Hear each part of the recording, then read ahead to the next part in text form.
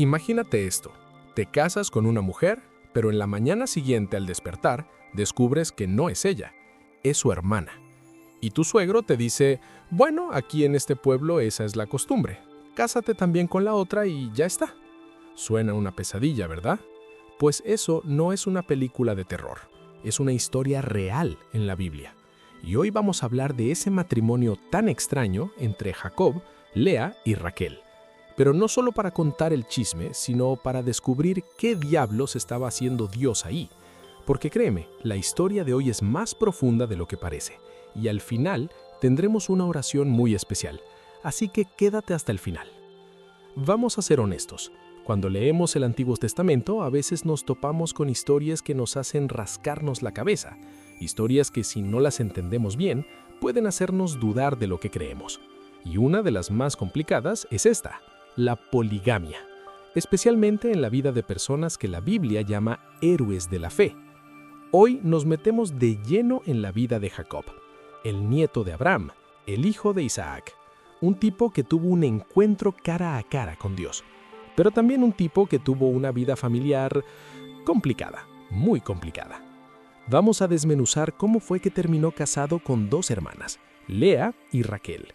Vamos a ver los celos, las peleas, las trampas y cómo en medio de todo ese caos, Dios nunca soltó el timón.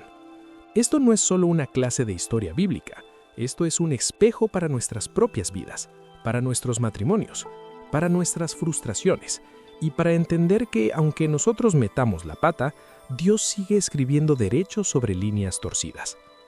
Para entrar en contexto, tenemos que irnos a la historia de Jacob. Jacob no era un hombre perfecto. De hecho, su nombre significa suplantador o tramposo, y vivió a la altura de su nombre. Le había robado la bendición a su hermano mayor, Esaú, engañando a su propio padre, Isaac, que ya estaba ciego. Y claro, Esaú se enfureció tanto que prometió matarlo. Entonces Jacob tuvo que huir. Literalmente estaba huyendo para salvar su vida. Y en ese viaje sucede algo hermoso. Dios se le aparece en un sueño, en la famosa escalera que llegaba al cielo, y le promete que estará con él, que lo protegerá y que le dará una tierra y una descendencia numerosa. Imagínate eso, Dios, el Todopoderoso, parado ahí, haciéndole promesas a un fugitivo mentiroso. Eso ya nos habla del carácter de Dios. No nos elige por ser perfectos, nos elige por gracia. Pero la vida real no es un cuento de hadas, donde todo sale bien de inmediato. Jacob sigue su viaje y llega a la casa de su tío Labán. Y aquí es donde la historia se pone buena. Jacob llega sin nada, y lo primero que ve es a Raquel. La Biblia dice que Raquel era de hermoso semblante y de hermoso parecer. O sea, era una mujer hermosa. Y Jacob se enamora perdidamente de ella. Y aquí tienes el primer problema, el primer desafío que muchos enfrentamos, cuando el amor nos nubla la vista. Jacob se enamora de la apariencia, de lo que ve. Y no está mal encontrar a alguien atractivo, pero cuando eso es lo único que nos mueve, estamos en problemas, porque la vida no se vive solo en la superficie. Jacob va con su tío Labán y le dice, mira, te quiero trabajar, me he enamorado de tu hija Raquel, déjame trabajar para ti 7 años a cambio de ella. Y la Biblia dice algo precioso, así sirvió Jacob por Raquel 7 años, y le parecieron como pocos días porque la amaba. 7 años, imagínate. 7 años de tu vida trabajando por la mujer que amas. Eso es entrega, eso es pasión. Y finalmente llega el día de la boda. Pero entonces, la noche de bodas, oscuridad, tradiciones de aquel tiempo. La novia entraba cubierta con un velo, y Jacob, cegado por la emoción, tal vez por el vino de la celebración, se acuesta con ella. Y a la mañana siguiente, cuando la luz del sol entra por la ventana, Jacob se da la vuelta para ver a su amada Raquel y se encuentra con Lea. Imagínate el shock, la sorpresa, la traición. El suelo se abre bajo sus pies. Resulta que Labán, su suegro, le había jugado una broma pesada. Le había cambiado a la novia. Y cuando Jacob, furioso, confronta a Labán, éste le suelta una frase que lo cambia todo. En nuestro lugar no se acostumbra a dar a la menor antes que a la mayor. Cumple la semana de esta y se te dará también la otra, por el servicio que hagas conmigo otros 7 años. O sea, tranquilo, hijo, cásate con las dos. Y aquí es donde nosotros, como lectores modernos, nos chocamos. ¿Cómo es posible? ¿Dónde quedó el plan de Dios? ¿Dónde quedó una sola carne? ¿Dios aprobó esto? Este es el problema que tenemos que resolver hoy. ¿Por qué un hombre de Dios terminó en un matrimonio múltiple y conflictivo? Para entender esto, tenemos que ponernos los lentes de la época, no para justificarlo, sino para entender el contexto. En ese tiempo, tener muchos hijos era una cuestión de supervivencia, de estatus y de bendición. Y si una mujer no podía darle hijos a su esposo, era común que le diera a su sierva para que tuviera hijos en su lugar. Era una práctica cultural. No era lo ideal, pero existía. Sin embargo, el hecho de que algo sea una práctica cultural no significa que sea la voluntad perfecta de Dios. Dios, a lo largo de la Biblia, va revelando su plan paso a paso. En el principio, en el Edén, Dios hizo a un hombre y a una mujer. Esa es la fórmula. Pero la humanidad, con su dureza de corazón, fue creando otras fórmulas. Y aquí vemos a Jacob, atrapado en esa cultura, pagando las consecuencias de sus propias decisiones y de las trampas de otros. Imagínate la convivencia. Jacob amaba a Raquel, pero tenía que vivir con Lea. Y Lea no era tonta. Ella sabía que no era la favorita. La Biblia dice algo muy triste. Vio Jehová que Lea era menospreciada. Lea era menospreciada. ¿Puedes sentir ese dolor? Estar casada con un hombre que no te ama, que te ve como un error, como un cambio no deseado. Vivir a la sombra de tu hermana, que es más bonita, más deseada. Dormir sola muchas noches sabiendo que él está en la tienda de al lado con Raquel. Pero aquí hay una de las verdades más hermosas de toda esta historia. La Biblia dice que Dios vio a Lea. Dios la miró y dice, y le concedió que concibiera, mientras que Raquel, la amada, era estéril. Dios tiene un sentido del humor muy particular. Él ve al menospreciado. Él levanta al que la sociedad deja de lado. Lea comenzó a tener hijos, y cada vez que nacía uno, ella le ponía un nombre que reflejaba su anhelo de ser amada. Nació Rubén, y dijo, «Ha visto Jehová mi aflicción, ahora sí me amará mi marido». Nació Simeón, y dijo, «Ha oído Jehová que soy menospreciada, y me ha dado también este». Y nació Leví, y dijo, «Ahora esta vez se unirá mi marido a mí, porque le he dado 3 hijos». ¿Ves el corazón de Lea? Ella quería amor, quería a Jacob, pero no lo conseguía. Y luego nació Judá. Y cuando nació Judá, Lea dijo algo diferente. «Esta vez alabaré a Jehová». Aquí ocurre un cambio radical. Lea deja de buscar la aprobación de su marido y comienza a alabar a Dios. Y es tan poderoso este momento que siglos después, de la descendencia de Judá, el hijo de la no amada, de la menospreciada, nacería Jesús, el Salvador del mundo. Dios no necesita una familia perfecta para sacar un plan perfecto. Él usa lo débil, lo que no es, para avergonzar a lo que es. ¿Crees que tu situación es un callejón sin salida? Mira lo que Dios hizo con Lea. Mientras tanto, Raquel, la amada, la hermosa, la que tenía todo el amor de Jacob, pero no podía tener hijos. Y en esa cultura, una mujer sin hijos era una mujer sin valor. Imagina su frustración. Tener el corazón de tu esposo, pero sentir que le fallas en lo más básico. Ver a tu hermana, a la que él no ama, llenarse de hijos una y otra vez, eso debía ser un veneno en su corazón. Y aquí explota el conflicto.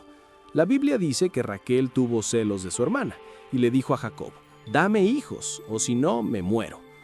Y Jacob, en un momento de furia, le responde, «¿Soy yo acaso Dios que te impidió el fruto de tu vientre?». ¡Qué hogar tan complicado! 2 hermanas peleando por el mismo hombre, compitiendo por afecto, compitiendo por hijos. Raquel, desesperada, hace lo mismo que Sara en su momento. Le da a su sierva, Bilha, para que tenga hijos en su nombre. Y así nacen Dan y Neftalí. Y Lea, viendo que dejó de parir, no se queda atrás. Toma a su sierva Silpa y se la da a Jacob, y nacen Gad y Aser. Esto ya no es una familia, es una competencia despiadada. Una carrera por ver quién le da más hijos a Jacob. 4 mujeres, un solo hombre, celos, envidias, estrés, tristeza. Luego viene un episodio que parece más un chisme de vecindario que una historia bíblica. Rubén, el hijo de Lea, encuentra unas mandrágoras en el campo. En aquel tiempo se creía que las mandrágoras ayudaban a la fertilidad. Raquel, desesperada por tener un hijo, le dice a Lea: «Dame, te ruego, de las mandrágoras de tu hijo». Y Lea, con el corazón lleno de amargura, le suelta: «¿Te parece poco haberte llevado a mi marido, que también te quieras llevar las mandrágoras de mi hijo?». Imagínate esa conversación entre hermanas, la rivalidad, el rencor, y Raquel, en su desesperación, hace un trato: «Que duerma él contigo esta noche a cambio de las mandrágoras de tu hijo». Y esa noche, Jacob viene del campo y Lea sale a recibirlo y le dice: «Entra a mí, porque ciertamente te he alquilado por las mandrágoras de mi hijo». Lea tuvo que alquilar a su propio esposo. Qué tristeza, qué bajo había caído la dignidad en esa familia. Ya no había amor, había trueque, había transacción. Y esa noche, Lea concibió a Isacar y luego tuvo a Zabulón y una hija, Dina. Pero finalmente, la Biblia dice: «Y se acordó Dios de Raquel». Después de años de espera, de lágrimas, de ver a su hermana con hijos, de usar siervas y mandrágoras, Dios abrió su vientre y nació José. Y cuando nació José, dijo: «Dios ha quitado mi afrenta», y le puso por nombre José, que significa añádeme, diciendo: «Añádeme Jehová otro hijo». José, el hijo de la vejez, el hijo amado, el que tendría sueños proféticos, el que salvaría a su familia del hambre, el que sería una figura de Cristo. Nació en medio de un hogar disfuncional lleno de envidias y pleitos. Y luego, años después, cuando la familia ya estaba establecida, Raquel por fin concibió ese segundo hijo que tanto pidió. Pero el parto fue difícil, y mientras moría, en el camino, le puso por nombre Benoni, que significa hijo de mi dolor. Pero Jacob, el padre, lo llamó Benjamín, hijo de mi mano derecha. Raquel murió. La amada de Jacob murió en el camino y fue reenterrada allí, no en la tumba familiar. Qué trágico final para una historia que empezó con un amor tan bonito. Pero espera, que esto no es solo un drama familiar. Aquí hay una lección espiritual gigante. Tú podrías estar viendo esto y pensar: «Qué desastre de familia, qué locura, menos mal que yo no vivo en esa época». Pero la realidad es que aunque las circunstancias cambien, el corazón humano sigue siendo el mismo. Hoy no tenemos matrimonios con 4 mujeres, pero tenemos matrimonios con 4 problemas: falta de comunicación, infidelidad emocional, rivalidad y búsqueda de afecto en lugares equivocados. Primero, aprendemos que la poligamia nunca fue la voluntad de Dios, sino la consecuencia del pecado. Dios permitió que esto quedara escrito en la Biblia no para que lo imitemos, sino para que veamos el fruto amargo de vivir fuera de su diseño original. Cada hijo, cada problema, cada lágrima de Lea y Raquel es un letrero de neón que dice: «Esto no funciona así». El diseño de Dios es simple: un hombre, una mujer, un pacto para toda la vida. Cuando nos salimos de ese diseño, por más que intentemos arreglarlo, el sufrimiento llega. Segundo, aprendemos que Dios ve al menospreciado. Si hay algo que se lleva a este capítulo de la historia, es que Dios es el Dios de los que no son amados. Lea era la segunda, la no deseada, la de ojos débiles. Pero Dios la vio, Dios la bendijo, Dios la hizo madre de la tribu de la que vendría el Mesías. Tú que te sientes invisible en tu trabajo, en tu casa, en tu matrimonio, tú que sientes que siempre eres la segunda opción, el plan B, quiero que sepas que Dios te ve. Y no solo te ve, sino que tiene un propósito contigo. No necesitas ser la favorita de nadie para ser la favorita de Dios. Lea pasó de decir «ahora me amará mi marido» a decir «alabaré a Jehová». Ese es el secreto, cuando tu alabanza ya no depende de tu circunstancia, sino de tu Dios. Tercero, aprendemos sobre la frustración de los deseos no cumplidos. Raquel lo tenía casi todo: el amor de un hombre, belleza, posición, pero le faltaba lo que más anhelaba: un hijo. Y esa carencia le amargó la vida. Le hizo competir, le hizo desesperarse, le hizo tomar malas decisiones. ¿Cuántos de nosotros estamos así? Tenemos trabajo, tenemos salud, tenemos familia, pero nos falta eso que tanto queremos. Y nos desesperamos. Comparamos nuestra vida con la de otros, como Raquel comparaba su vientre con el de Lea. y esa comparación nos roba la paz. La lección aquí es dura. Dios no siempre da cuando nosotros queremos, y a veces el deseo no cumplido nos lleva a hacer cosas de las que después nos arrepentimos. Raquel tuvo a José, pero murió joven. Nunca vio a ese hijo crecer del todo. La vida es un equilibrio, y solo Dios sabe el tiempo y la medida. Cuarto, el peligro de las comparaciones. La vida de estas dos hermanas es un manual de lo que no se debe hacer. Compararse destruye relaciones. Compararse te hace creer que Dios es injusto. Compararse te lleva a la envidia. Y la envidia es el cáncer del alma. Lea se comparaba con Raquel y deseaba ser amada. Raquel se comparaba con Lea y deseaba ser fecunda. Y en esa guerra perdieron la hermandad, perdieron la paz, perdieron la alegría. Si hay algo que el enemigo usa hoy en la iglesia, en los hogares, es la comparación. Mira cómo predica él, mira cómo se viste ella, mira cómo le va a esa familia. Deja de mirar la tienda del otro y empieza a arreglar la tuya. Quinto, la soberanía de Dios en medio del caos. Y esto es lo más grande de todo. A pesar de los errores de Jacob, a pesar de la trampa de Labán, a pesar de la rivalidad de las hermanas, a pesar de las siervas y los hijos ilegítimos a los ojos de la cultura, Dios siguió adelante con su plan.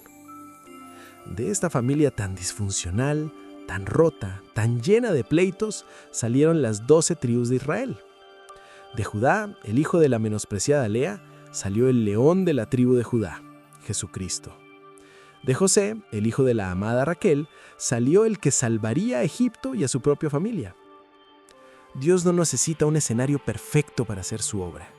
Él toma nuestras metidas de pata, nuestras familias rotas, nuestros divorcios, nuestras peleas, y aún así, teje un tapiz hermoso. Nosotros vemos el caos del revés del tapiz, con los hilos colgando y los nudos, pero Dios ve el diseño perfecto del derecho. Y llegamos al clímax de esta enseñanza, el punto donde todo esto se conecta con tu vida hoy. ¿Cuál es el matrimonio más extraño de la Biblia? El de Jacob.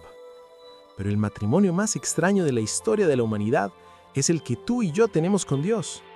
Porque así como Jacob amaba a Raquel, pero terminó casado con Lea, así nosotros amamos al mundo, amamos nuestros planes, pero terminamos unidos a un Dios santo por medio de Jesucristo. Y a veces nos sentimos como Lea, nos sentimos menospreciados por el mundo, olvidados, feos, torpes. Pero Dios nos mira y dice, tú eres mi hijo, mi hija, de ti vendrá bendición. O a veces nos sentimos como Raquel. Creemos que lo tenemos todo, pero sentimos un vacío que no se llena con nada. Y nos desesperamos y buscamos mandrágoras y buscamos soluciones humanas cuando lo único que necesitamos es esperar en Dios. El clímax de esta historia no es la muerte de Raquel ni los hijos de Lea. El clímax es que siglos después, en Belén, de la descendencia de esta familia torcida, nació un niño.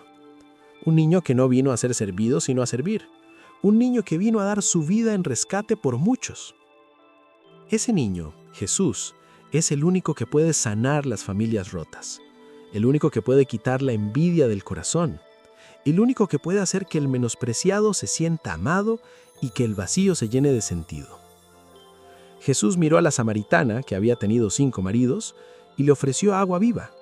Jesús miró a la adúltera, a punto de ser apedreada, y le dijo, yo tampoco te condeno. Vete y no peques más. Jesús miró a Pedro, que lo negó 3 veces, y lo restauró. Ese es nuestro Dios, el Dios que no se escandaliza de nuestro pasado, el Dios que escribe historias de redención donde solo vemos fracaso. Para resumir, hoy hemos visto que el matrimonio de Jacob con Lea y Raquel fue un desastre humano. Fue producto del engaño, de la cultura caída y de las malas decisiones.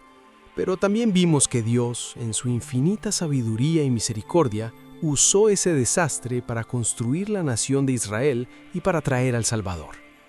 Las lecciones son claras. Número 1. Vive según el diseño de Dios. No justifiques tus errores con la cultura. Vuelve a la palabra. Número 2. Dios ve tu dolor. Si te sientes menospreciado, como Lea, Dios te ve y tiene un propósito para ti.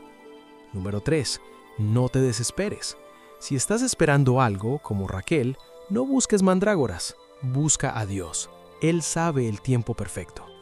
Número 4. Deja de compararte. Tu vida es única, tu llamado es único. Mira a Jesús, no al vecino. Y número 5. Confía en la soberanía de Dios. Aunque todo esté patas arriba, Dios sigue en control. Él puede sacar petróleo de una roca y bendición de una maldición. Si esta enseñanza te ayudó a entender mejor el corazón de Dios, suscríbete al canal para seguir explorando la Biblia juntos. Y ahora vamos a orar, pero no una oración rápida. Vamos a ponernos delante de Dios con honestidad, como Lea, como Raquel, como Jacob. Vamos a hablar con Él. Padre Santo, Dios de Abraham, de Isaac y de Jacob, Dios que nos miras desde el cielo y ves nuestro corazón. Hoy venimos delante de ti, no con palabras bonitas, sino con la verdad de lo que somos. Señor, te damos gracias, porque aunque nuestra vida es un desastre muchas veces, tú nunca nos sueltas de la mano. Gracias porque, como viste a Lea en su aflicción, así nos ves a nosotros, cuando el mundo nos ignora, cuando nos sentimos feos, cuando nos sentimos solos, cuando sentimos que no somos suficientes. Tú nos ves, y tu mirada no es de condenación, sino de amor. Hoy te pedimos perdón, Padre. Perdón por las veces que hemos vivido fuera de tu diseño. Perdón por las veces que, como Jacob, hemos mentido, hemos engañado, hemos confiado en nuestra astucia en lugar de confiar en ti. Perdón por amar a las personas equivocadas o amado de la manera equivocada. Perdón por los celos que han anidado en nuestro corazón. Esos celos que nos hacen compararnos con nuestros hermanos, con nuestros amigos, con nuestra propia familia. Señor, arranque de nosotros esa raíz de amargura que nos hace sentir que merecemos más, que nos hace despreciar lo que tenemos. Perdón por mirar el vientre de la hermana, el trabajo del vecino, el matrimonio del amigo. Te pedimos por nuestros matrimonios, Señor, por aquellos que están pasando por pruebas, por aquellos que están fríos, por aquellos donde hay rivalidad o donde ya no hay comunicación. Restaura, Dios, el diseño original, que vuelva el amor, que vuelva el respeto, que vuelva la pasión. Para los que están solteros y anhelan un compañero, danos paciencia, enséñanos a esperar en ti, a no tomar atajos como Raquel, a no desesperarnos. Te pedimos por los hogares rotos, por las familias donde hay pleito entre hermanos, como entre Lea y Raquel. Trae reconciliación, trae paz. Donde hay un hijo que se siente menospreciado, como quizás se sintió Rubén o Leví, tócales el corazón y hazles saber que tú eres su padre y en que tienen un valor infinito. Te damos gracias porque a pesar de nuestras fallas, tú tienes un plan de bien y no de mal, para darnos un futuro y una esperanza. Gracias porque de una familia torcida, de un matrimonio extraño, de un hombre que metió la pata una y otra vez, sacaste a las 12 tribus y al Salvador del mundo. Si puedes hacer eso con ellos, puedes hacerlo conmigo, puedes hacerlo con mi familia. Señor, en este momento, pongo delante de ti mis mandrágoras, esas cosas en las que he confiado para llenar mis vacíos, mis esfuerzos humanos, mis estrategias, mis planes, y te digo, solo tú eres suficiente. Solo tú abres el vientre, solo tú cierras las puertas, solo tú das la honra. Me rindo ante ti. Te pedimos por los que están por dormir ahora, que tu paz, que sobrepasa todo entendimiento, guarde sus corazones y sus pensamientos en Cristo Jesús, que duerman seguros, sabiendo que el que vela por Israel no se duerme ni se adormece, que tus ángeles acampen alrededor de sus casas. Y a mañana al despertar, que nos levantemos con una nueva perspectiva, con la perspectiva de Lea. Alabaré a Jehová, no importa lo que pase, no importa si mi esposo me ama o no, no importa si tengo hijos o no, no importa si tengo éxito o no, yo alabaré a ti. Te lo pedimos todo en el nombre poderoso y redentor de Jesucristo, tu Hijo, nuestro hermano mayor, que vive y reina por los siglos de los siglos. Y todo el pueblo dijo, amén. Y oye, antes de que te vayas a dormir, si esta historia de familias complicadas y propósitos ocultos te voló la cabeza, tengo un video que creo que Dios tiene para ti esta noche. Se llama Dioses ocultos en las Escrituras. Esto es real. Ahí vamos a destapar algo que muy poca gente habla en las iglesias, pero que está en la Biblia. Cosas que te van a hacer entender por qué el mundo está como está y por qué el Dios de Israel es tan celoso. Te va a ayudar a conectar puntos que quizás nunca habías visto. Te dejo el video aquí arriba o en la descripción para que le des clic ahora mismo y sigamos profundizando juntos en la palabra.